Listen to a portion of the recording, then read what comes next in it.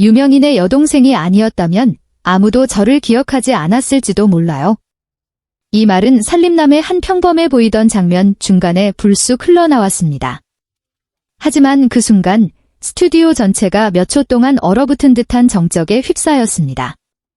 언제나 온화한 미소를 지으며 오빠 따라다니며 사과 깎는 역할만 한다고 농담처럼 말하던 그 소녀가 그렇게 담담하면서도 가슴을 찌르는 진심을 꺼내놓으리라곤 아무도 예상하지 못했습니다. 국민 여동생, 힐링 미소, 연예계의 부드러운 조각이라 불리던 효정씨가 자신의 존재를 의심하는 순간을 가질 줄은 더더욱 몰랐습니다. 그리고 그녀가 그 말을 꺼냈을 때 그녀를 가장 아끼던 관객들조차 조용히 고개를 떨구었습니다. 프로그램의 100회 촬영을 기념하는 특별 방송에서 MC들은 살림남 첫 회부터 지금까지의 잊지 못할 순간들을 함께 회상했습니다. 짠 국을 끓여놓고 어머니와 함께 웃던 오래된 부엌의 풍경, 처음으로 오빠의 무대 뒤편에 선 날, 그리고 내일 촬영하시는 감독님이 채식하신다 해서 그분 드실 음식 하나쯤은 있어야죠라며 새벽 2시까지 떡을 싸던 밤, 모든 장면이 느리게 재생되는 가운데 UMC가 조심스럽게 질문했습니다. 처음부터 다시 시작할 수 있다면 카메라 앞에 서는 걸 선택하시겠어요? 그녀는 몇 초간 침묵했습니다. 그리고는 고개를 살짝 숙이며 짧은 미소를 지었습니다. 언제나 사람들에게 괜찮다고 말하던 그 미소였지만 이번엔 그 미소 뒤에 날카로운 한 문장이 이어졌습니다. 유명인의 여동생이 아니었다면 아무도 저를 기억하지 않았을지도 몰라요. 그 순간 아무도 말을 잇지 못했습니다. 베테랑 MC 유재석조차 머뭇거릴 수밖에 없었습니다. 왜냐하면 그 말은 단순한 감상이나 순간적인 감정이 아니라 무대 뒤에서 수없이 자신에게 물었던 질문에 응축된 결론이었기 때문입니다. 사람들은 정말 나에게 박수를 보내는 걸까? 아니면 단지 옆에 있는 익숙한 얼굴 때문일까? 그날 방송 후 SNS는 들끓기 시작했습니다.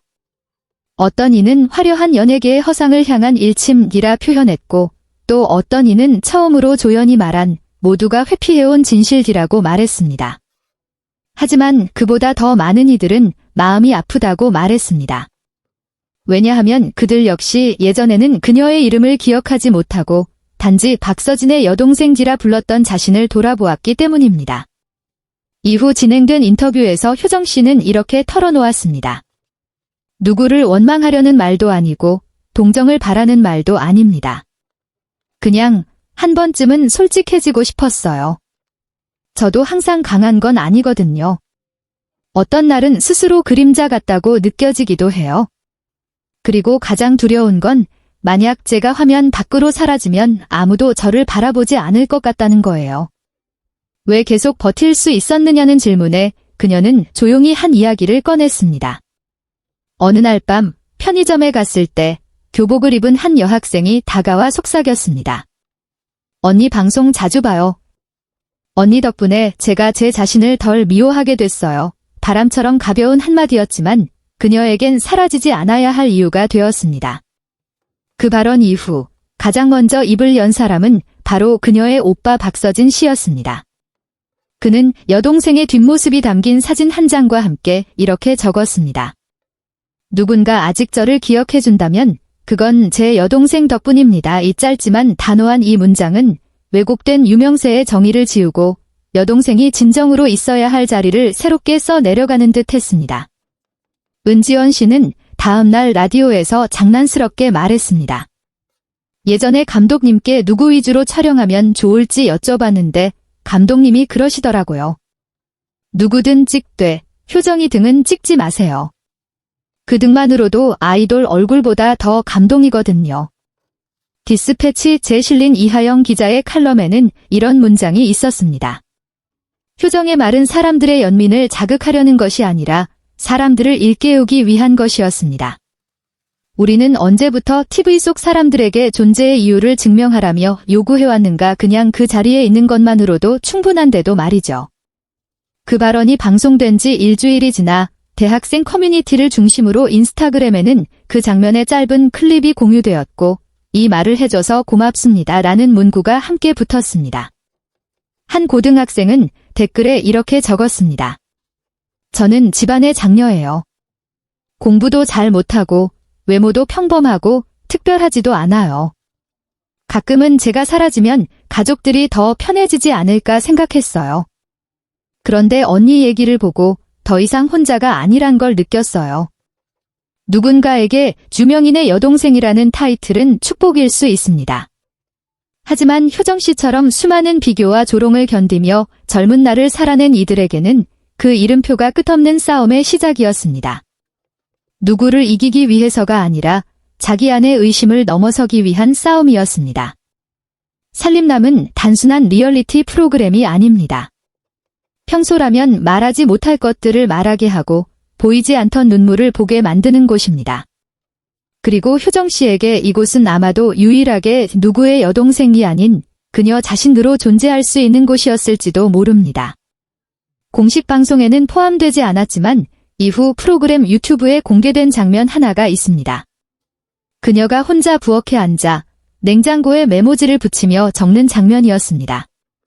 언젠가 내가 TV에서 사라지더라도 모두 잘 지냈으면 좋겠어요. 그리고 누군가 나를 기억해준다면 누구의 무엇이 아니라 그냥 나이기 때문에 기억해주길 바랍니다. 그 메모는 이후 연출자가 간직하게 되었습니다. 그는 내부 인터뷰에서 이렇게 말했습니다. 제가 효정 씨에게 말한 적이 있어요. 촬영을 더 이상 하고 싶지 않을 때가 오면 말만 해주세요. 하지만 전 정말 그날이 오지 않길 바랐어요. 매번 촬영이 끝나고 나면 스태프들끼리 꼭 이런 얘기를 하거든요. 이상하게 그녀만 보고 있어도 숨이 편해져요. 효정 씨의 진심 어린 말 한마디는 사람들의 애정을 줄인 것이 아니라 오히려 그녀를 더 공정하게 바라보게 만들었습니다. 더 이상 귀여운 후방 캐릭터, 국민 아이돌의 여동생이 아니라 누군가의 감정을 단 한 번의 시선, 단 한마디 말, 그리고 침묵 속의 용기로 올릴 수 있는 독립적인 존재로서 말입니다. 유명세의 대가는 때로는 타인의 시선이 아니라 스스로의 존재 가치를 끊임없이 증명해야 한다는 압박입니다. 하지만 효정 씨가 그 한마디를 꺼낸 순간부터 그녀는 더 이상 아무것도 증명할 필요가 없게 되었습니다. 그녀는 존재했습니다. 아름답고 용감하게, 그리고 그걸로 충분했습니다. 어떤 수식어도 필요 없습니다. 누구의 여동생도 아니고 익숙한 얼굴도 아닙니다. 그녀는 그냥 효정입니다. 그리고 그걸로 충분합니다.